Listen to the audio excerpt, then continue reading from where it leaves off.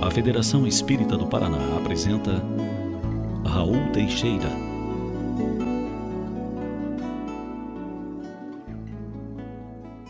Meus amigos, meus irmãos, muito bom dia, nossos votos de muita paz. O tema central do nosso seminário de hoje nos remeterá a uma reflexão em torno das questões que vinculam a educação e a violência. E procuraremos, em nossas abordagens, sempre fazer essa ponte para verificarmos até onde uma coisa interfere sobre a outra, positivamente ou negativamente. E quando falamos em educação e qualquer coisa, será sempre importante, embora nós o repitamos cada vez que nos referimos à educação, que a gente veja, para recordar, para refrescar a mente, o que significa o termo educação. Então, como nós vemos esse termo vindo do latim, formado por um prevérbio ex e um verbo ducare. Esse prevérbio ex, por evolução, também, caindo o x, ele é encontrado como um prevérbio e. Mas ducare, então o ex é uma partícula que indica sempre o para fora, o tirar, enquanto o ducare nos remete a essa ideia de puxar, de tirar. Então, tirar para fora, puxar para fora, certamente, nós vamos ter a conclusão de que a educação nos remete à ideia de extração. Quando a gente educa, em verdade, a gente identifica, a gente conhece. E depois nós reforçamos as estruturas do caráter, as estruturas da personalidade, que são reforçáveis, e eliminamos, corrigimos, transformamos aquelas outras estruturas que precisam ser alteradas.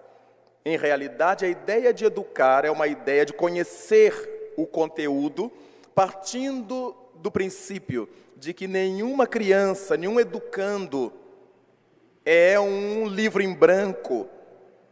Não podemos fazer uma tábua rasa nas considerações das bagagens que essas criaturas, que nós todos trazemos para a encarnação. Nós já trazemos elementos de outras vivências, de outras experiências, e certamente, na presente encarnação, haverá elementos desses trazidos do ontem que pedirão reforço, apoio, respaldo, manutenção, e outros elementos que exigirão correção, poda, transformação. Por isso é que a ideia de educação, esse ex-ducare ou esse educare, nos leva sempre a pensar que na educação nós identificamos a realidade do ser e trabalhamos essa realidade do ser. Por isto, Santo Agostinho, no Evangelho segundo o Espiritismo, propõe que cada pai trate de conhecer seus filhos desde o berço, diz Santo Agostinho, para perceber-lhes as tendências. Então, aí o processo educacional está em plena vigência. Conhecer como é que ele reage, como é que ele age, como é que ele pensa, o que é que ele diz, o que é que ele põe para fora. E a partir disso, então, é que os pais terão chance de elaborar um projeto educacional para seu filho. Lamentavelmente, isso não ocorre com a frequência desejável, porque muitos pais alegam que vão criar seus filhos como foram criados, imaginando que isso é uma grande homenagem aos ancestrais. Mas à luz da reencarnação, nós não podemos criar nossos filhos como fomos criados. Porque nós tivemos os pais que merecemos. mas os nossos filhos têm os pais que merecem. Então eu preciso, em nome do bom senso, verificar o de que é que meus filhos precisam e não dar-lhes o que eles não precisam só porque eu recebi ou porque eu deixei de receber. De modo que não temos que criar os nossos filhos como fomos criados, temos que criar nossos filhos como eles devem ser criados. Cada criança traz a sua própria bagagem. De um filho para outro já há uma diferença muito grande, todos sabemos disso.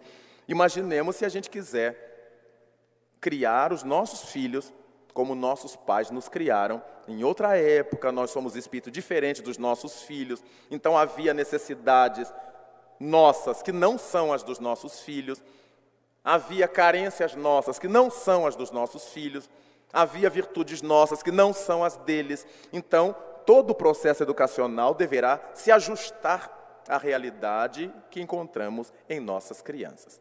De modo que essa pieguice de vou fazer como fizeram comigo é um forte fator de destrambelhamento educacional.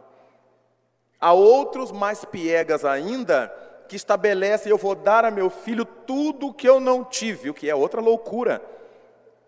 Eu preciso dar ao meu filho de que ele precisa para viver, para crescer, para ser feliz, e não tudo o que eu não tive. Porque nós não tivemos muitas coisas que de fato não nos fizeram falta, senão não estaríamos aqui hoje. Eram coisas que a lei da vida, que a reencarnação podou para que nós pudéssemos ganhar outras experiências ou não nos perdermos diante de certos ganhos, de certas coisas que certamente não seriam os melhores para nós. De modo que ao invés de nós usarmos esses discursos e essas práticas tão esdrúxulas, vou criar meu filho como eu fui criado, como minha mãe me criou. Vou dar a meu filho tudo que eu não tive. O que nós vamos herdar dos ancestrais é a firmeza de conduta, quando eles a tenham tido. A lucidez de vistas, a noção de limites, a noção de respeito, já que hoje as nossas crianças são criadas, com raras exceções, sem nenhuma noção de limite. Elas podem fazer o que elas querem, e que se dane o mundo, e que sofram os pais daqui a pouco mais. Então nós vamos avançar para verificar o nascedouro e a nutrição da violência. Os estudiosos da questão, psicólogos, psicanalistas e mesmo psiquiatras que trabalham com infância, eles estabelecem que o nascedouro da violência se encontra nos traumatismos psicológicos na infância. O que é que esses profissionais chamam de traumatismos psicológicos? As diversas ocorrências domésticas que ferem, que machucam, que lesionam a mentalidade, a psicologia infantil dentro de casa.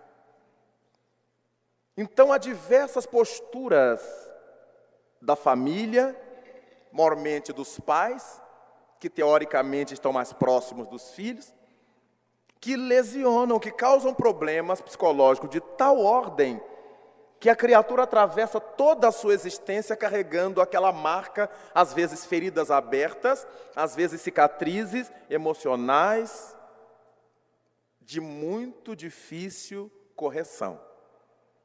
Se são feridas abertas, temos dificuldade de cicatrizá-las. Se são cicatrizes, essas cicatrizes custam a assumir. Não há cirurgia plástica que consiga fazer sumir certas marcas. Todas as vezes que a pessoa se lembra, olhou a marca, olhou a cicatriz, ela volta àquela situação antiga de sua infância. Nós encontramos, a partir desses traumatismos psicológicos da infância, a formação deficitária da personalidade. Então nós temos aí a estrutura da personalidade e os desvios. A personalidade vai se estruturando na vivência do lar, na relação com a família. E em função desses traumatismos, nós encontraremos certos desvios nessa estruturação da personalidade. São muitos. Há um psicólogo, psicanalista paulistano, ao qual sempre me refiro, dadas as suas posições chocantes, mas muito verdadeiras em vários casos, que é o Dr. Ângelo Gaiarsa, quando ele trabalha com muita dureza, com muito rigorismo, essas feridas que são abertas na alma das criaturas, principalmente das crianças, dentro de casa. E já disse aqui oportunamente de uma afirmação dele que causou um grande choque a princípio, quando ele dizia que a responsabilidade de todos os problemas, todos os enigmas que se acham nos caracteres humanos, se encontram sob a responsabilidade das mães. E isso chocou São Paulo e chocou quem leu sua obra. Mas se pararmos para pensar, ele não estava fazendo uma acusação à mulher-mãe. É que é a primeira professora que nós encontramos ao chegar no mundo. A primeira mestra que em tese se encontra ao chegar na vida física é a nossa mãe. E a nossa mãe já começa a interferir sobre nós, não no momento que nós chegamos à luz, em que ela nos dá a luz. Ela começa a interferir sobre nós desde o momento em que estamos no ventre. E que psicologicamente ficamos ligados a ela obrigatoriamente. Então, quando se dá a fecundação e o espírito se vincula às estruturas neurológicas que vão determinar o desenvolvimento do embrião, desde os primeiros blastos, que vão definir toda a estrutura óssea, neurológica, muscular, desde esses primeiros momentos, a mãe já está interferindo sobre o seu filho, porque é a sua mente que deságua sobre seu próprio organismo, e é nesse organismo que está ligado o filhinho. E ele se nutre dela, não apenas em termos orgânicos, mas em termos psíquicos. O destrambelhamento da mãe, o desassossego da mãe, os traumatismos emocionais da mãe, a tranquilidade da mãe, a paz da mãe, agirão sobre o embrião, sobre o feto, desestabilizando mais o espírito que já é atormentado, ou ajudando a apassivar-se, a pacificar-se desde cedo. Então a mãe tem uma importância muito grande no processo da formação da criatura. Muitas coisas que o espírito não precisava sofrer, poderá sofrer por causa de sua sintonia evolutiva, por causa dos desequilíbrios que porventura ou por desventura a mãe porte. E aí dizemos a mãe, mãe, não é mãe e pai. Que quem está carregando essa criança no ventre é a mãe. E se ela não o protege, vamos esperar a proteção de quem? Naturalmente diremos, e o pai? O pai interfere nisto, porque ele pode ajudar a gerar e a manter em torno da gestante um clima de amizade, de respeito, de firmeza moral, de alegria, de entusiasmo pela vida. E isso tudo afetando a gestante, afetará ao serzinho que estará nascendo. Então é muito interessante nós percebermos que a estrutura da personalidade, ela não começa a ser trabalhada quando a criança vem à luz, mas desde antes. Quando a mãe põe na sua cabeça, eu queria tanto que fosse um menino, e o serzinho que está sendo gestado é uma menina. Ela já começa a colocar sobre essa mente a sua rejeição, tranquila rejeição. Ah, peço tanto a Deus que seja um menino. Mas é uma menina que está vindo. E o espírito já começa a sentir uma certa antipatia por sua mãe. Ou o contrário. Está sendo formado um corpinho de um menino. Ela diz assim, queria tanto que fosse uma menina. Eu queria que fosse uma menina para herdar minhas coisas, para eu fazer Maria Chiquinha, para eu fazer Dacinho, tudo coisas superficiais. Então, é óbvio que desde aí, dessas coisas inocentes, que todo mundo fala isso numa boa, mas já estamos jorrando sobre o serzinho, nós estamos dizendo que não é bem a ele que eu queria receber. Depois que chega um momento, porque a pessoa não está falando por maldade, ela está falando por falar, porque não sabe ficar quieta. E aí, depois de algum tempo, ela começa a fazer outro discurso. Sendo menino ou sendo menina, eu peço a Deus que venha perfeito. E o serzinho que está sendo gestado tem uma deficiência. Então ele se sente rejeitado. Minha mãe já me rejeita. Naturalmente eu estou aqui simulando o que pensaria o serzinho. Eu peço a Deus que seja, só peço a Deus que venha com saúde. Mas aquele programa reencarnatório é para o indivíduo vir sem saúde. Então vejamos quanta coisa a gente vai criando quando quer se meter nos planos de Deus. Maria de Nazaré, segundo lemos nos textos evangélicos, quando soube que estava grávida, enunciou uma frase que deveria ser a frase de todas as mães, de todas as mulheres grávidas: faça-se em mim a vontade do Senhor. Está resolvido. É a inteligência suprema do universo. Não há possibilidade a mais mínima de Deus se equivocar. É a inteligência suprema do universo. Faça-se em mim conforme a sua vontade.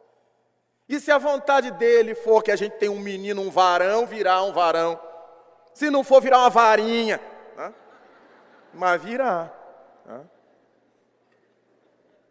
Daí a importância de nós começarmos a saber onde podemos e devemos intervir e onde deixamos com Deus que Ele sabe melhor. Todo pai, toda mãe tem toda razão ao pensar que gostariam de ter um filho saudável. Mas nós vivemos num mundo de provas e expiações. E nós sabemos que cada qual que reencarna aqui carrega seus miasmas, seus problemas, seus tormentos. E em algum lugar vai nascer pessoas deficientes, com lesões físicas ou com lesões mentais. E se nascer no nosso lar, na nossa casa, e isso não significa tão somente nossa faixa expiatória. É minha provação, é minha cruz. Não é só isto. É muito mais, significa a confiança que Deus tem em nós. De colocar uma de suas preciosidades, cada filho de Deus é sua preciosidade, em nossas mãos. Isso quer dizer que Ele confia de tal maneira no amor daquelas pessoas, na capacidade de autossuperação daqueles pais e de superação de problemas, que colocou naquele berço, naquele lar, sob aquele carinho, sob aquele teto, um dos seus filhos que precisaria passar por aquele momento complexo da reencarnação ou por um período complexo da reencarnação.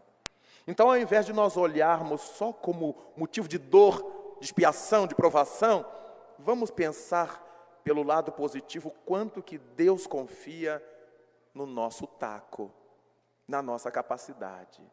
E aí, lidar com um filho saudável será muito gostoso. Lidar com um filho doente será divino. Porque eu tenho que superar meus limites para superar os dele. Daí então, como é importante começarmos a pensar nesse fator educativo que começa desde as entranhas. Quando o serzinho entra no processo, mergulha no processo reencarnatório e se encontra no seio de sua mãe. nós vamos verificar na estrutura ou desestrutura dos caracteres algo que os estudiosos chamam de desarmonia do lar. Essa expressão psicológica. E esses estudiosos que falam da desarmonia encontrada no lar, não se trata de uma desarmonia do lar de pernas para o ar, de conflitos, de brigas somente. Mas eles chamam a atenção para os excessos de mimo que se dá aos filhos e que interfere na sua formação, na personalidade. Há pais excessivos e eles enchem os filhos de coisas que a vida não lhes vai dar, com que a vida não lhes encherá. Só que esses pais não vão poder dar sempre, ou não vão viver para sempre. E os filhos vão criar o hábito de receber sempre os excessos.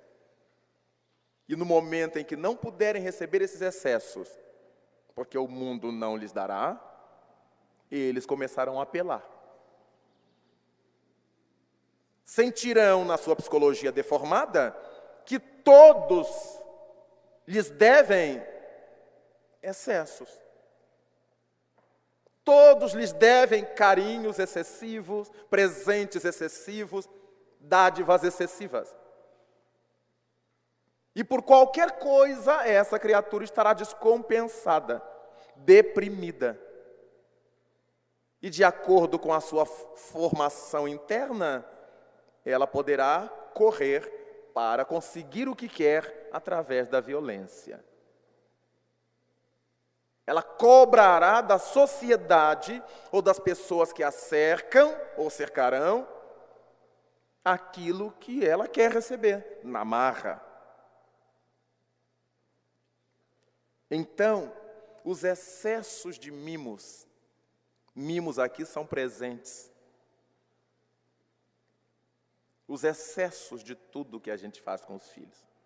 Há um momento de nós colocarmos os filhos no colo, nas pernas, carinhá-los, e há um momento de colocá-los para andar no quintal, para andar no chão.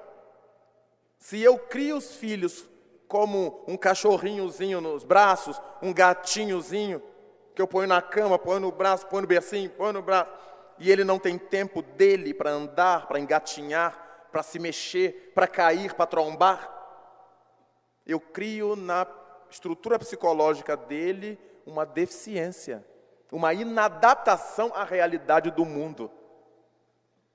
Ele se acostumou a ser sempre paparicado, carregado. Quantas esposas suportam hoje maridos cruéis quando elas não fazem como a mãe deles fazia? E aí eles se separam, porque afinal de contas você tinha que ter casado com sua mãe, porque é ela que faz isso tudo para você. Eu não vou fazer, aí estremece a relação. Quantas moças se casam e os pobres dos maridos é que tem que suportar aquela criatura mimada? Ele não pode falar nada, mas meu bem, você está gastando muito. Aí ela desaba num choro, desmaia, tem que ir para o analista. Eu nunca fui tratada assim, sim, mas hoje vai ser, tem que ser para a primeira vez na vida. Então são as criações que não estão atentas ao fato de que os pais não criam os filhos para si. Os pais criam seus filhos para viver no mundo, para enfrentar o mundo, para facear o mundo. Então, ao lado do carinho que nós devemos dar aos filhos, ninguém vai negar carinho e atenção aos filhos, mas vamos sempre ensinando que o mundo é diferente. Vamos sempre habilitando os nossos filhos a viver no mundo. E quando eles chegarem, porque a professora não olhou para mim, meu filho, ninguém tem obrigação de olhar para você. Ao invés da gente ir lá tirar satisfação com a professora, por que você não olhou para o meu filhinho? Então nós vamos arrumando a cabeça dele, meu colega não quis me dar o brinquedo, mas meu filho, ninguém tem que lhe dar brinquedo não. Por que você não levou o seu? Nós vamos trabalhando a cabeça deles para que eles não imaginem que o mundo tenha que servi-los como sua mãe lhe serve. Há mães que não saem de casa porque o filho de 18, 20 anos vai chegar e tem que jantar e ela serve o jantar dele. Meu filho, você quer que a mamãe corte o bife? E aquele bitelo de barba na cara? Oh, meu filhinho, você quer que a mamãe... Aí ela chega, arruma a cama dele, dobra o lençolzinho dele. Tudo isso é bonito. Desde que a gente tenha ensinado ele a fazer. Porque ele vai achar que o mundo tem que dobrar o lençol dele, que o mundo tem que cortar o bife dele. E não é assim. Olha, a mamãe vai cortar para você, depois você aprende, hein? Olha como é que faz. Prende aqui com um garfo, corta assim, cuidado para o bife não voar, porque às vezes esses bois estão fritos, mas estão vivos. E a gente vai levando a formação da criança, ela entender que hoje ela tem, mas amanhã poderá não ter. E isso previne muita violência, muito problema para o futuro. Então o doutor Ângelo Gaiaça tinha razão, quando ele dizia da responsabilidade da mulher mãe. É a primeira professora que nós encontramos. Porque ela começa a prelecionar para nós, antes de que a gente venha à luz. Ela começa a prelecionar para nós com os produtos mentais que ela manda para dentro de si mesma e que nos afetam. Afetam-nos psicologicamente, afetam-nos fisicamente. Quanta mulher grávida que não está nem aí para o seu filho, e ela fuma doidamente, e ela bebe alcoólico doidamente, e ela cai no trio elétrico doidamente. Ela está pouco se lixando que carrega no seu ventre um filho de Deus, e que muitos problemas que ele não precisava trazer na reencarnação, ela acaba criando, por facultar sobre o feto uma série de choques, de desajustes. Ela não suporta 9 meses de disciplina por amor ao filho. Então é muito importante nós verificarmos que essa situação pode gerar comprometimentos muito graves sobre a criança. Então, um dos ângulos da desarmonia são os mimos em excesso. E o outro é quando a criança é escorraçada. São dois extremos. Num, ela é paparicada demais. No outro, ela é escorraçada. A criança vem se aninhar junto à mãe, junto ao pai. Vai sentar lá, sai daqui, me deixa. Estou vendo minha novela, estou vendo televisão, estou lendo meu jornal. Sai daqui, me deixa. Menino, não me suja, tira essa mão para lá. Chega para lá, vai limpar primeiro essas mãos. Então a criança está sempre sendo escorraçada. Aqueles pais que ensinam sempre através do não. Não faça isso, não suba aí, não coma isso, não pegue isso. Não, não, não, não, não. E a criança vai ficando com essa negação permanente. E nós não aprendemos a dizer a negação de uma outra maneira. Ao invés de dizer para a criança, não suba aí, venha cá com a mamãe. Sai daqui um pouquinho, vem aqui. Nós não usamos o termo negativo. Nós queremos impedir alguma coisa, mas usamos uma outra expressão. Desce daí, vem cá, meu filho. Ao invés de comer isso, come isso aqui, ó. Bebe isso aqui com a mamãe. Come só um pedacinho. Vamos deixar para depois isso aí. Ao invés de não coma, vamos deixar para depois. Vamos comer isso depois do almoço. Primeiro você come a comidinha, depois a mamãe dá a sobremesa. Então há diversas maneiras da gente dizer o não sem dizer o não. Porque aí nós temos espaço de explicar à criança por que a gente não está permitindo. Vista essa roupinha aqui, essa aqui está muito calor para você vestir. Ao invés de dizer, não vista isso. Nós dizemos, vista essa aqui, deixa essa roupa aí, essa é muito quente, vista esta. Então, se nós pararmos um pouquinho para pensar, nós encontraremos uma outra expressão para substituir o não faça isso, não coma isso, não beba aquilo, não suba, não desça, não faça. E aí a criança vai enchendo a cabeça de não, de não, de não. A primeira coisa que ela aprende a falar, não. Vem aqui com a mamãe, não. Come isso aqui, não.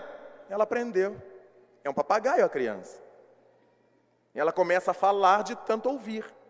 E, obviamente, se a gente fala muito não, ela vai repetir esse não. E começa a repetir o não para si. E ela começa a se proibir as coisas. se proíbe de ser feliz, se proíbe de ir, se proíbe de vir, se proíbe de comer. Ela se proíbe.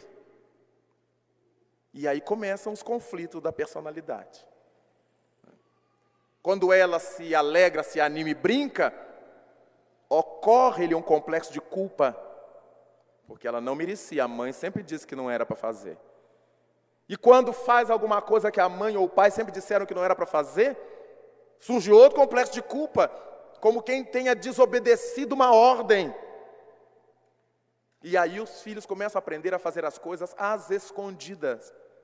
E quanto mais fazem as coisas às escondidas, mais remorso sentem porque estão fazendo às escondidas. E aí começam os conflitos da personalidade, as desarmonias internas a partir das desarmonias do lar. Então diz o brocardo popular, nem tanto ao mar, nem tanto à terra. Se nós não devemos trabalhar com nossas crianças com excessos de mimos, porque nós estragamos, também não vamos escorraçar a criança. Quem vai lidar com a criança, esteja pronta para sentar no chão, para ela subir no colo, para vir com a mão de chocolate. Depois de troca a roupa. O adulto sempre pode fazer isto. Se vai ter que ficar com as crianças um pouquinho, põe uma roupinha mais surrada, uma roupa mais à vontade, que a criança nos puxa pelo braço e quer que a gente sente no chão. Claro que haverá um momento que a mãe está saindo, que o pai está saindo, e a gente chama a secretária doméstica, segura aqui, pega ele, leva lá dentro para não me ver sair. São as providências de gente adulta, naturalmente. Mas no cotidiano, no dia a dia, é bom que a gente se envolva com as crianças, que role com elas, que brinque com elas, que ria com elas, para que elas sintam proximidade. Nem 24 horas por dia grudado com meu filho, uma mãe ou um pai 24 horas grudado com os filhos, neurotiza os filhos. Porque o pai ou a mãe representam o poder o tempo todo junto dos filhos. Eles que proíbem, eles que cedem, eles que mandam, eles que fazem, eles que determinam. Então é um poder o tempo todo determinando. É bom que os filhos passem algumas horas longe da mãe. Seja na creche, seja brincando com outras crianças, seja com empregadas. É bom. Para criar exatamente essa situação social de que ele vai viver com várias pessoas e não somente com sua mãe ou com seu pai. Mas haverá momentos necessários em que a criança deverá estar com seu pai, com sua mãe. Ela precisa disso, ela carece disso. A segurança que a mãe dá, a segurança que o pai dá. Mas outros momentos ela começa a experimentar o afastamento social. Porque a vida é assim. Por mais que eu ame a minha mãe, eu vou ter que ir para a escola, depois eu vou ter que ir para o meu trabalho mais tarde, eu vou ter que ir ao clube, fazer lá o meu lazer. Nem sempre eu vou estar com a minha mãe, nem sempre eu vou estar com meu pai. Então, desde cedinho nós começamos a iniciar a criança com esses momentos juntos e momentos separados. Quando elas são novinhas, elas devem viver mais momentos juntos, para ir ganhando essa segurança, essa estabilidade. Se a gente separa a criança dos seus pais muito cedinho, elas geram uma dessintonia com o equilíbrio, elas ficam inseguras.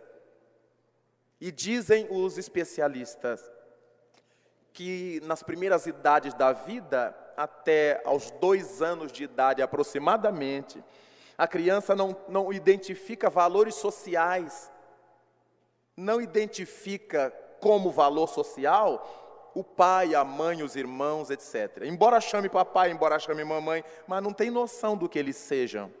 Chama porque aprendeu a chamar, a gente ensina, fala mamãe, fala papai, fala maninho. E a criança vai falando, mas ela não está entendendo o que é o maninho, o que é o papai, o que é a mamãe. Mas o que fixa a criança nesse período? A máscara facial de quem está mais junto a ela. E é por isso que muitas crianças se apegam mais a babá do que a mãe. Porque quando ela chora é a babá que vem, quando ela chora de fome é a babá que vem com a mamadeira, com a comidinha. Então, sempre que ela tem necessidade, é aquela máscara, assim chamam os psicólogos. É essa máscara facial que se lhe apresenta. E daqui a pouco a mãe está injuriada, porque a criança não vai no seu colo e vai ao colo da babá, ou da vovó, ou da titia, de quem esteja mais tempo com ela cuidando. É perfeitamente natural. E esse acostumar-se com a máscara significa desenvolver sentimento pró. Se eu vejo aquela máscara sempre que vem para me atender, para me socorrer, para me ajudar, para me higienizar, para me alimentar, eu começo a gostar dela, dessa máscara. E aquela que aparece de vez em quando costuma me causar susto. Daí a criança estranha, porque aquele rosto que vem de longe em longe é estranho para ela, e ela chora. E esse estranho pode ser a mãe, e esse estranho pode ser o pai. Se estamos pensando que a identificação da máscara gera sentimento de afeto, sentimentos pró, a estranheza gera o sentimento de aversão. Por isso a criança se encolhe, não quer ir e chora. E a defesa que ela tem é chorar para dizer que ela não quer. Olha que complicação para uma mãe que não se acostuma a gastar tempo com seu filho. Esse filho vai se acostumar com uma outra máscara, que pode ser a de uma pessoa equilibrada ou não. Daí a importância de nós sempre verificarmos como é que vamos tratar essa criança nesses primeiros momentos da vida. É muito séria a situação da criança nas suas primeiras fases da vida. Principalmente, dizem os especialistas, até o entorno dos 2 anos da identificação da máscara. Então, eles querem dizer que nessa faixa, a criança deveria estar o maior tempo possível com sua mãe. Deveria ser a mãe a dar-lhe comida, a trocar-lhe a roupa, a pô-la para dormir. E há mulheres que fazem assim, com suas lutas de trabalhar, de sair, de ir e vir, mas combinam com a empregada. Deixa que eu venho dar o banhozinho. Deixa até a hora de eu chegar, para a criança sentir que é sua mãe que está lhe dando o banhozinho. Deixa que eu venho para dar a comidinha, deixa que eu dou a comidinha. Então, essas experiências são formidáveis, porque é um atendimento, a criança se sente refrescada, alimentada por sua mãe. Ela vai identificando aquela máscara que é de sua mãe. Mais tarde, quando ela estiver com a idade de estabelecer valor social para aquela máscara, está tudo pronto, era a sua mãe, era o seu pai, era alguém de sua maior proximidade. Então, nós começamos a ver onde estão as raízes desses problemas que a gente encontra hoje, de todos os tipos de violência que a gente vai tendo notícias. Ainda ensinam os especialistas da psicologia comportamental, alguns são behavioristas, mesmo comportamentalistas, e outros não. Eles dizem que a gênese do crime na criatura, a gênese da violência na criatura, tem um duplo comando. Esse duplo comando, por exemplo,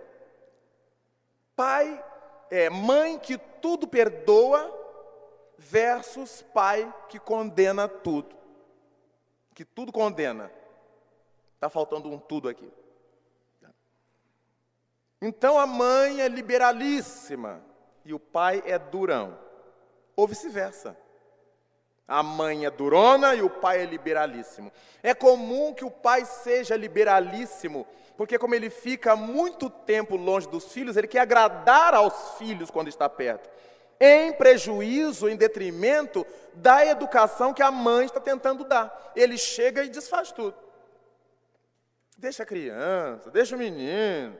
Porque como ele não se aplica aos filhos, não se dedica, ele passa por cima de quem está ali o dia a dia e ele quer ser o bonzinho.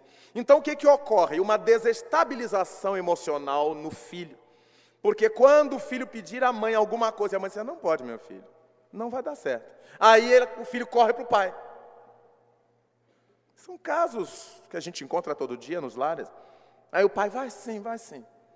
E aí começam a surgir os conchavos. Vai que eu não digo nada à sua mãe. Vai que eu não conto nada ao seu pai. E nós, na nossa ingenuidade, imaginamos que estamos fazendo a melhor coisa do mundo. Estamos fazendo a pior coisa do mundo. Estamos alimentando a traição, estamos alimentando a mentira, estamos alimentando um poder mentiroso. O ideal para que os filhos cresçam com uma boa estrutura de caráter é a identidade pai e mãe. Quando a mãe disser uma coisa, o pai não a desmente na frente do filho. Quando o pai disser uma coisa, a mãe não o desmente na frente dos filhos. Só quando eles são adultos, que já têm condição de entender esse jogo das palavras, das coisas, mas quando são crianças, quando estão formando o caráter, papai, você deixa? Você já falou com sua mãe? Ah, mas ela não deixou então. Se ela não deixou, meu filho, ela tem razão para não deixar. Ô mãe, você deixa eu ir? Você já conversou com seu pai? Ah, mas ele não deixa então. Se ele não deixa, você não vai. Porque a criança sofre naquele momento, mas ela fica estável. Pai e mãe lhe orientam da mesma forma.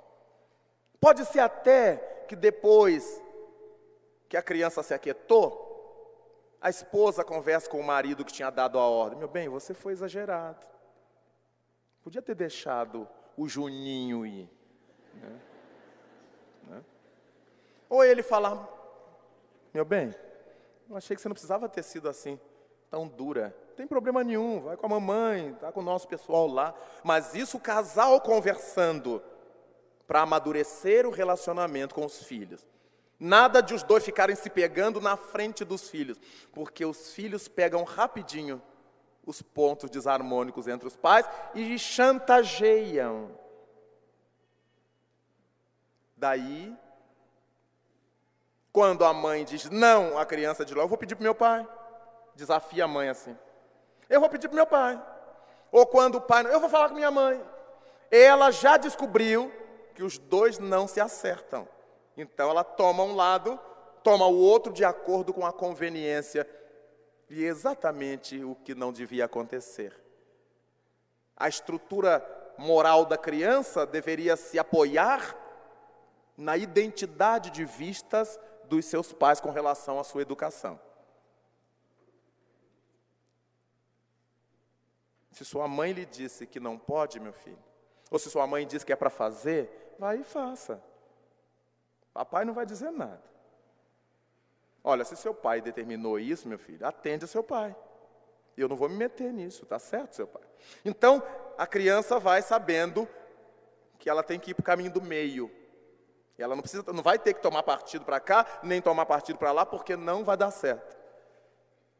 E aí o casal, sem dúvida, estará colocando esse filho, essa filha, no campo do equilíbrio. É muito comum o casal completamente infantil. A mãe diz assim, não vai comer bombom agora. Aí o pai, dá um bombonzinho para a criança, umzinho só. Desautoriza a mãe, nunca mais. Ou o pai diz assim, não quero que saia hoje para a festa que você já foi ontem. Deixa o menino, é jovem, é criança. Essas coisas de querer ser bonzinho. Isso é uma infantilidade do nosso caráter. Por que a gente gosta de ser bonzinhos? O medo de não ser gostado pelos nossos filhos. A nossa carência afetiva, se eu for contra meu filho, ele fica contra mim. E a única coisa que eu tenho é meu filho. Só que os dois pensam assim. De modo que aí está uma terrível dualidade de comandos. Para quem a criança atende, se há uma dualidade de comandos? A quem ela atende? Então, no fundo, ela não atende a nenhum nem outro comando. Ela faz o que ela quer. E faz chantagem com um e faz chantagem com o outro. E desse modo, estamos plantando o violento, o delinquente, porque quando essas estruturas lhe forem negadas, a criatura vai explodir. Ela vai explodir. Existe, segundo esses estudos, o que se chamaria de uma dinâmica projetiva. Nós sempre projetamos nossos gostos, nossos desgostos sobre alguma coisa ou sobre alguém. Então, essa dinâmica projetiva vai nos levar para pensar no que seria, onde atuaria na violência e no crime. Quando nós encontramos em casa esse caldo de cultura de desarmonia, essa desestrutura de um fala uma coisa, outro fala outra, de um quer, o outro não quer, desgosta e briga, pai e mãe e filhos, obviamente só estará faltando uma oportunidade para que a criança apresente seu instinto atrapalhado. E aí surge a dinâmica do crime. Nessa dinâmica do crime nós encontramos fatores primários e fatores secundários. Nos fatores primários nós temos, dizem os estudiosos, a relação mãe-filho, a relação pai-filho. Quanto mais patológicas sejam essas relações, mãe-filho, pai-filho, mais predisposto à patologia, e aqui estou falando sempre em termos morais, espirituais, mentais, sociais, sempre estará predisposto o filho a essas patologias, a essas anomalias. Vimos desde o começo aquela mãe que permite tudo e o pai que não permite nada, ou o pai que permite tudo, a mãe que não permite nada, faz parte desses fatores primários que geram instabilidade. Relação mãe-filho, relação pai-filho. Aquela mãe super protetora, que os filhos não amadurecem porque ela não deixa. Como falamos, ela que arruma a cama dele, nunca deixou ele arrumar, nunca ensinou ele a arrumar. Ela que corta o bife dele, nunca ensinou ele a cortar, nunca fez-lo cortar. Ela que faz tudo para ele. Ela que adoça o café dele, café com leite, e vê se está no ponto de açúcar que ele gosta. Ela que sabe se ele gosta. Olha, tira dele toda a capacidade de ajuizar, de avaliar, de querer, de gostar, de não gostar, porque é ela que gosta. E nós vemos isto quando chega uma mãe com criança na casa de alguém. Às vezes chega na hora do almoço, chega na hora do jantar, ou num horário qualquer, e a dona da casa, a anfitriã, diz assim, dá um pratinho de sopa a ele. Aí a mãe da criança, ele detesta sopa. Aí a criança bate um prato de sopa. E as mães dizem assim, criança danada para desmentir a gente. Não é verdade. É que a mãe assume a personalidade da criança. Ela é que sabe se o filho gosta ou se o filho não gosta. Ela é que sabe se o filho deve ou se o filho não deve comer ou beber aquilo. É ela que determina. E a criança fica quieta, porque a sua mãe é a autoridade. Ou pela forma melosa como a mãe impõe ao filho isso ou aquilo, a criança se aquieta. Mas quando chega num espaço em que ela pode se expressar, ela desmente a mãe, ela desmente o pai. Então é muito interessante essa relação mãe-filho, pai-filho. Costumeiramente encontramos mães muito neuróticas, lidando com filhos que ficam neuróticos. E dizer hoje em dia que é neurótico não é nenhuma ofensa, porque é raro encontrar quem não seja. Cada qual de nós tem um tipo de neurose, mas tem. Para a gente ser feliz tem que ser um pouquinho neurótico, né? E aí, a gente fica vendo a mãe dando comida à criança. A criança está numa tranquilidade. E as crianças de hoje têm pouca fome, em tese. Eu não sei o que elas vêm alimentadas do além. Que chega aqui e as mães ficam desesperadas porque os filhos não comem. Ou pelo menos não comem como elas gostariam que comessem. Porque para as mães, saúde é o bichinho tá gordinho, aquele porquinho assim. Hã? E os pediatras dizem que não tem nada a ver. Às vezes uma criança gordinha é doente, carrega problemas, e outra que é magrinha, fininha, sequinha, está ótima. E ela fica, então, para a criança comer, ela paga cada mico. Olha o trenzinho, olha o trenzinho, olha o trenzinho. E a criança fecha o túnel. Tem trenzinho nenhum. Olha o aviãozinho. Doida de pedra. Abre o aeroporto, olha aí, vai o aviãozinho. E a criança tranca a boca e a mãe enlouquece. E leva o pediatra. Mas eu já falei, minha senhora, ele está no peso certo. Tá?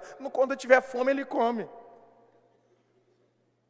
Procure ver o que ele gosta, compense. Então vejamos que, desde aí, a mãe vai demonstrando que ela é intranquila, ela é desassossegada. Então, nem tanto ao mar, nem tanto à terra. Ela não pode ver a criança dias a fio sem comer, sem querer beber e ficar tranquila. Não, a criança é assim mesmo, porque pode ser um processo patológico. Mas se o médico está dizendo que está tudo bem, confie. Mas qual é a mãe que confia no médico? Quem conhece meu filho sou eu. A gente paga o médico, leva ao médico que conhece meu filho sou eu. E aí, como a gente diz, olha o trenzinho. Né? E a criança aprende a associar trem à comida.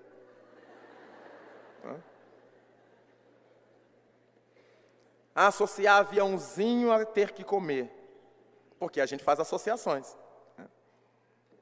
E o que pode dar isso para frente, só Deus sabe. Então, nós começamos a perceber que essa relação mãe-filho precisa ser mais saudável. Olha, meu filho, come uma colherzinha pelo menos, né? Come um pouquinho só e depois mamãe guarda. Negocia a conversa. Não quer comer, então tá bom. Na hora que tiver fome, come. Exatamente para que a gente não crie uma neura na criança. E aí a gente, você quer ser forte igual o papai? Quer ganhar dinheiro igual o papai? Quer ser bonito igual o papai? Aí a criança não acha o pai bonito, ela não come nunca mais. Para ficar igual ao meu pai, prefiro uma morte. Né? Porque nós não sabemos o que está no mundinho dela. Né?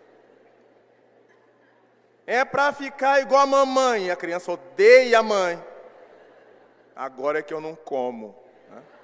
Então, às vezes, a gente paga esses micos porque não para identificar as razões da criança e tudo mais, os porquês dela não comer. Né? Às vezes, há criança que não come mesmo, mas há outras que comem danoninhos, que comem não sei de quê, que comem não sei o que lá. Na hora da comida, ela não come. Mas ela não está desnutrida, porque ela come outras coisas paralelas. É sempre um bombonzinho na boca, é sempre uma coisinha, é sempre não sei de quê. E a mãe não se dá conta de que a criança está comendo outras coisas, às vezes até não tão nutritivas, mas ela está comendo. Às vezes muitos farináceos, muito isso, muito aquilo, muito biscoito, muito bolo, está comendo. Então na hora do feijão com arroz, a criança não topa. Não é que ela não goste, é que ela já não aguenta. Como ela não sabe dizer, mãe, eu não aguento, ela simplesmente não come. E há casos outros que a criança não come nem farináceo, nem biscoito, nem nada, tomou a mamadeirazinha e não quer mais nada. É porque ela está bem. Nenhuma criança sofre fome e fica tranquila. Ela chora, ela demonstra de alguma maneira. Essa criança não come essa eletricidade toda, não sei como é que aguenta, é porque ela está nutrida, ela está bem. Se ela não tiver, ela está no cantinho, chorosa, ela não aguenta brincar. Então vamos criando essa esfera de harmonia na nossa observação. Pais, relação pai-filho, que querem levar os filhos a toque de caixa, como se pai fosse sinônimo de ser violento, de ser bravo. E tem muitas mães que fazem esse jogo, mostrando para o filho, para a filha, que seu pai é o cão.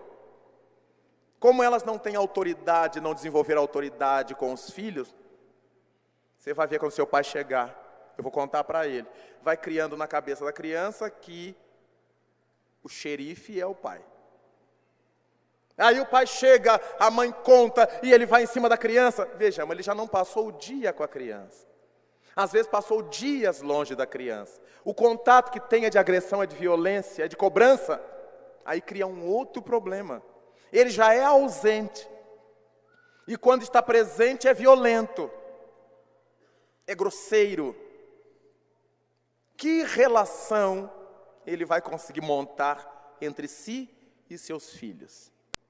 Há pais que nunca puseram seus filhos sentados em suas pernas. Suas filhas, nunca. E essa carência vai ficando, e esse buraco vai ficando na formação. Os filhos gostam de se identificar muito com o pai. Principalmente os meninos.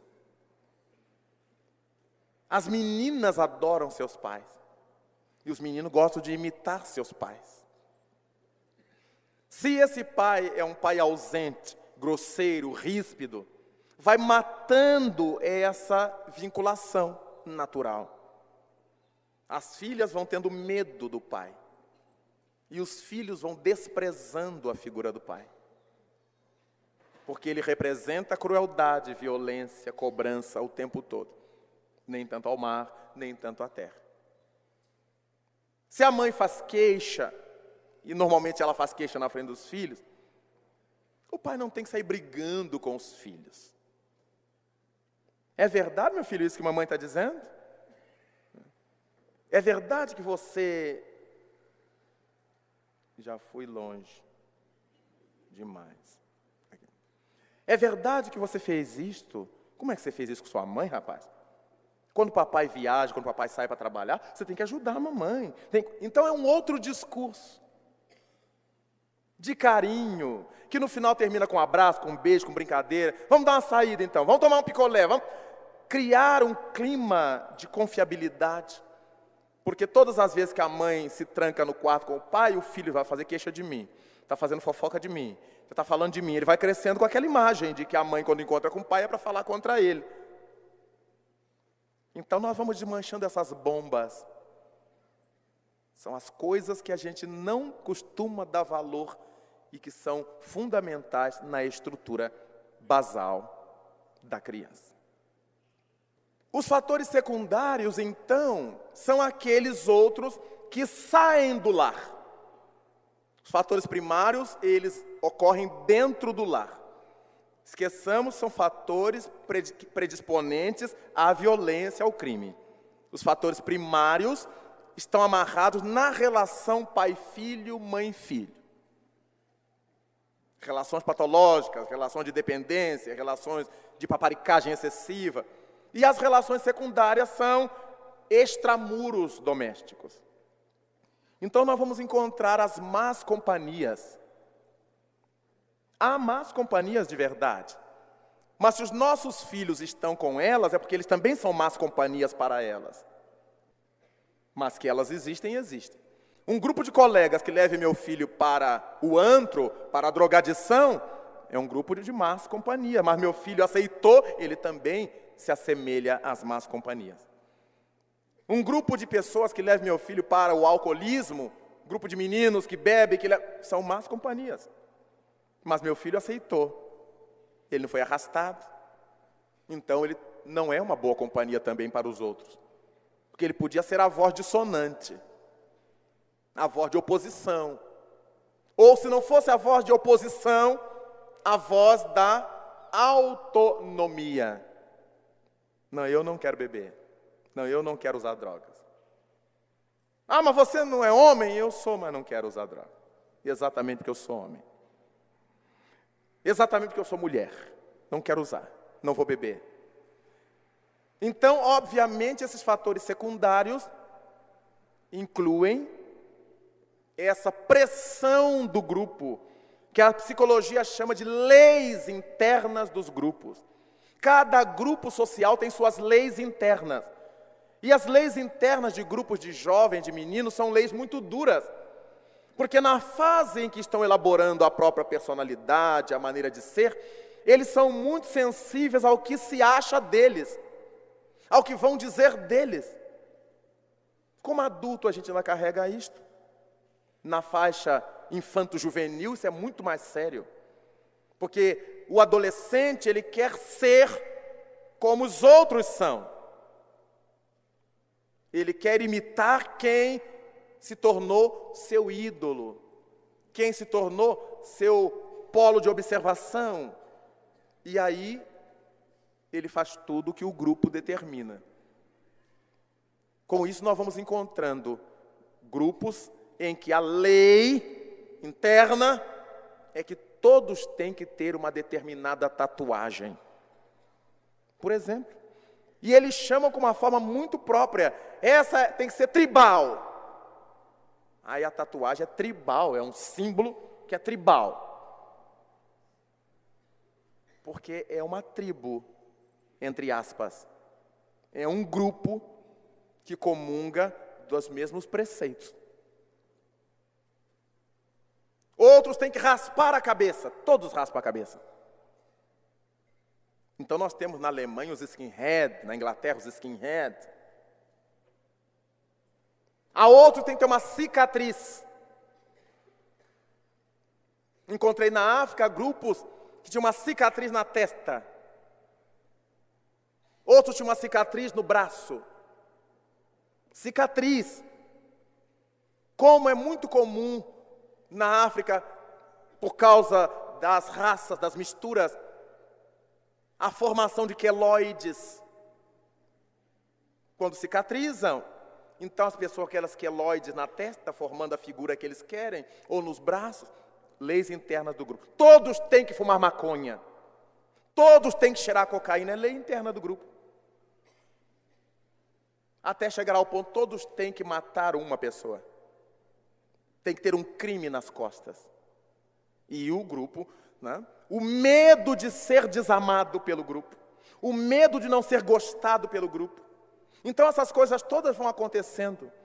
Para formar parte do grupo tem que beber. Então o menino não aprendeu a beber, não gosta de beber, mas ele é frágil na sua formação. Em casa não foi trabalhada a sua autonomia. Meu filho, você vai fazer se você quiser. Quando um não quer, dois não brigam. Quando um não quer, o outro não é obrigado, etc, etc, etc. Mas quando isso não é feito, os meninos chegam num período em que não tem autonomia. Eles vivem de forma heterônoma. O que os outros gostam, eles fazem. E vemos meninos bonitos, meninas bonitas, colocando cada piercing, porque é o grupo deles. O grupo do colégio, o grupo da rua, o grupo tem leis internas. Então põe no supercílio, põe no nariz, põe na língua, põe no lábio, põe na bochecha, põe nas orelhas, põe em tudo quanto é canto. Literalmente em tudo quanto é canto. E a gente pergunta, mas já perguntei a vários, por que você pôs? Ah, Raul, porque é 10. É 10 o quê? É desequilíbrio. Porque como é que a gente pode gostar de se furar? Por que uma moça põe um penduricalho desse no clitóris? Pode ser uma pessoa saudável mentalmente? Só de tocar dói. Como é que um rapaz põe um piercing no pênis? Pode ser normal, ajustado, emocionalmente, sexualmente, para sentir dor? A psicanálise e a psiquiatria chamam a isso masoquismo. E aí, como é que fica essa questão? Agora eu só vivo em função do que os outros acham de mim, do que os outros acham que eu seja. Eu quero que os outros gostem de mim. Não é importante que eu goste de mim. Eu não aprendi a me conhecer, eu não aprendi a me valorizar. Eu estava sempre em cima do que mamãe achava que eu era. É o menino mais lindo da rua, é a moça mais inteligente do colégio. Ah, meu filho dança balé como ninguém, minha filha é pianista como ninguém. Então nós vamos vivendo da imagem que os outros projetam para nós, de nós mesmos. Nunca paramos para pensar o que eu sou, como é que eu sou, o que eu gosto, por que eu gosto, por que eu não gosto, por que eu não sou. É isso que a família precisará, levar a criança a trabalhar em si, levar o jovem a trabalhar em si. Eu me saber, eu me conhecer. E por mais que eu tenha amigos e que eu goste dele, não, mas eu não bebo. Não, mas eu não como isso. Não, mas eu não vou. Não, mas eu não gosto. Não, mas eu não visto assim. E a gente faz como a gente gosta. Mas, lamentavelmente, nós temos falhado bastante nesse processo educacional. A desocupação. É tão lamentável quando a gente encontra entre a classe média esse hábito de não deixar os filhos trabalhar. O que vão dizer de nós? O filho não trabalhar é status para os pais. É sinal de que os pais são muito ricos. E às vezes os pais ralam para dar aos filhos horas desocupadas. E o que eles vão fazer nessas horas desocupadas? Eles preenchem. Só Deus sabe com o quê? Na era da internet, eles ficam navegando na internet e às vezes encontram cada arrecife. Às vezes seus barcos se arrebentam contra icebergs tenebrosos.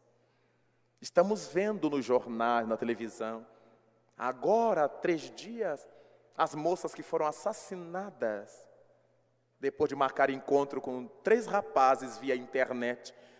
Meu Deus, como é que eu marco encontro com uma pessoa que eu não sei quem é? Virtual?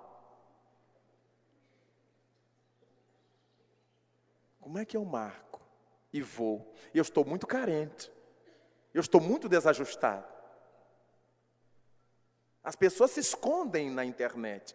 A gente nunca sabe quem é ou quem são. Não podemos nos basear em alguns casos. Eu me casei pela internet. Eu encontrei meu marido na internet, encontrei minha mulher na internet. Mas a gente encontra muito bicho brabo na internet. Nos lembramos do maníaco do parque em São Paulo, que as moças... Não, eu vou transformar você em modelo, não porque você vai ser... Olha a fragilidade do caráter, a falta de lucidez daquelas moças que desencarnaram por incúria. Como é que eu sigo um homem por meio de um mato, para tirar foto no mato, com um sujeito que eu não conheço, nua? Não, porque eu vou fazer o seu portfólio, eu vou fazer o seu book. Aí fez.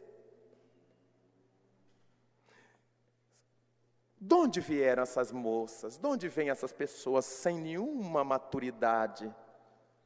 Dos lares. Da ausência de uma boa formação, mas vem dos lares. Então a desocupação, as pessoas têm muito tempo para cobrar. Coloquemos nossos filhos, tão logo eles possam, com uma ocupação qualquer.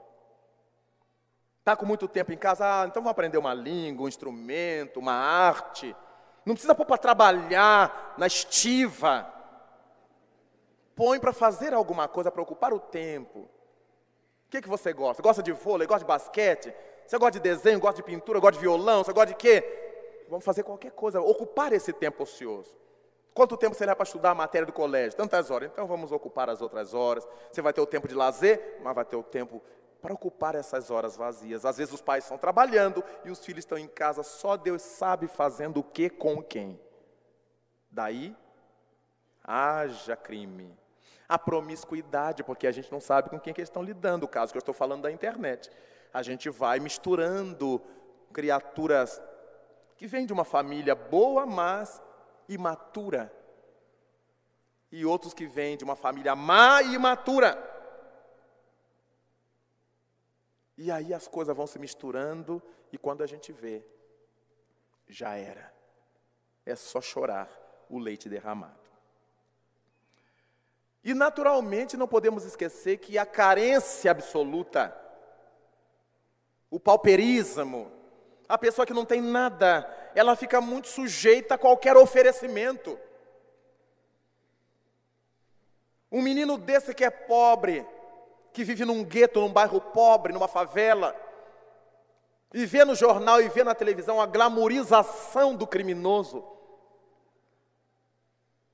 Uma página de frente de um jornal falando de Fernandinho Beiramar, das casas que ele tem, dos aviões que ele tem, do dinheiro que ele tem, das mulheres que ele tem. Qual é o menino pobre sem boa formação moral, sem boa estrutura moral, que não vai querer seguir esse exemplo, ser poderoso. Quando se vai levar esse rapaz de um lado para outro, é um esquema de segurança que nem o presidente da República tem, helicóptero por cima, avião por baixo. E é um criminoso. Por que é que as mídias dão tanto espaço para divulgar o criminoso e a criminalidade? Então isso gera na alma pequena, na alma aturdida, enganada, essa sensação de poder e de glamour do criminoso e do crime. Nós visitamos muitos guetos, muitas favelas, onde sabemos que é patente o tráfico, e encontramos aqueles meninos pobres com tênis de luxo importados, com roupas de grifes. Era o sonho de consumo deles. Não é só aqui no Brasil. Nos Estados Unidos visitamos aqueles bairros pobres, que também os têm. E vemos aqueles meninos que todos sabem que eles traficam droga, mas lá não se pode falar sem provas. A gente está vendo, mas não tem prova. De Porsches, carros caríssimos. Meninos de Porsches. A polícia sabe que aquilo é fruto do tráfico, mas ela não tem como prender. Ela não tem como abordar.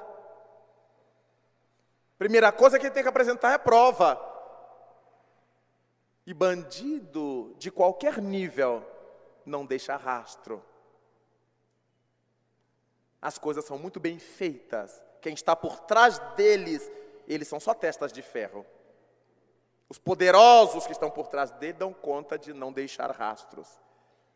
Então, esses fatores secundários, lamentáveis, costumam somar-se aos fatores primários e criar a personalidade criminosa, a personalidade violenta, de que nós ouvimos tanto falar e de que muitas vezes acabamos por ser vítimas.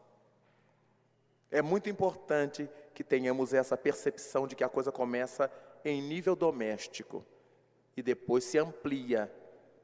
Se a criança tem boa estrutura doméstica e esses fatores primários não ocorrem, certamente os fatores secundários também não ocorrerão, porque a criança, agora adolescente, ela saberá se opor, ela saberá se colocar e sair dessa desestruturação.